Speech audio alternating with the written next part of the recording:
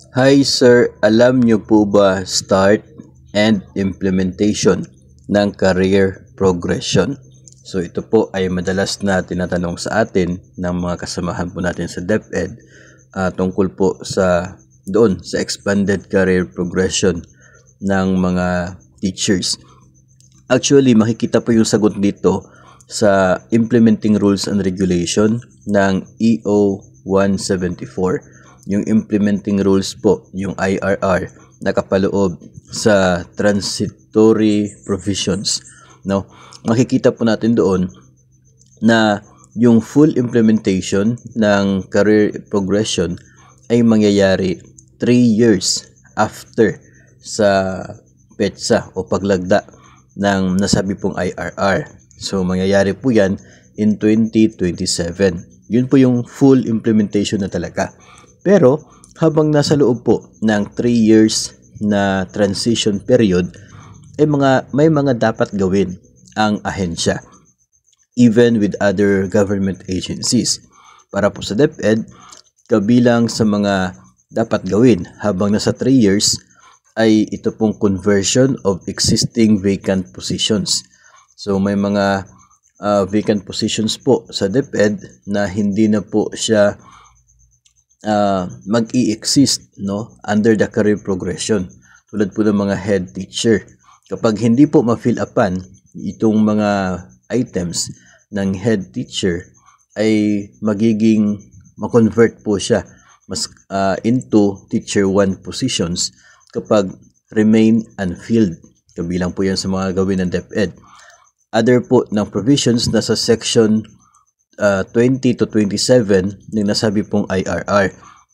And kabilang din po doon yung retitling of positions. Tulad po ng mga HT na gustong mag-transfer na lang into ito pong teaching career line.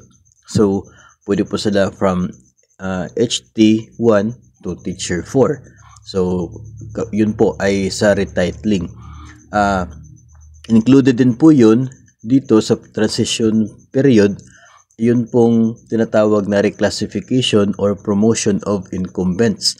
Yung mga HT o kaya ay mga naging school in charge, office in charge na eligible into higher positions. Tulad po ng mga, for example, itong mga head teachers na pumasa sa INQUESH na requirement for the school principal position. Tapos meron na po silang ilang taon na experience as HT bago sila pumasa. So, they can be reclassified into school principal. So, kabilang po yan sa mga dapat gawin ng DepEd while nasa 3 years na period. So, yun po ang mga gagawin. Although 3 years pa, by 2027 pa yung full implementation, pero while nasa transition period tayo ay unti-unti po na gagawin ng DepEd yung mga nararapat para pagdating na 2027 ay nasa full blast na yung implementation ng career progression. So, yung mga tanong related po sa mga HT, assistant school principal, mga ganyan po. Kasi wala na po yung mga positions na yan under the expanded career progression.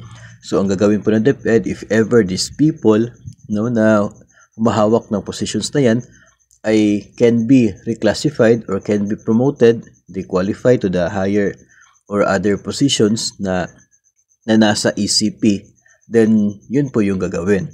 Pwede rin na kung hindi talaga sila mag-qualify doon, ay mag-retitle into positions T1 to T7 nandoon para sila ay mabilong na yung position nila doon sa ECP o kaya ay manatili sila sa kanilang position na HT or ASP. Tapos when they retire or resign ay yung position nila will be converted into Teacher 1 position kasi hindi na po mag-i-exist ang mga positions nila under the expanded career progression. So, kaya po sa ngayon, unti-unti yung mga division offices ay may mga ginagawa na po na proseso related po dito dahil part po yan ng transition period ng mga dapat gawin ng ahensya and preparation for the 2027 na siya pong full implementation ng expanded career progression.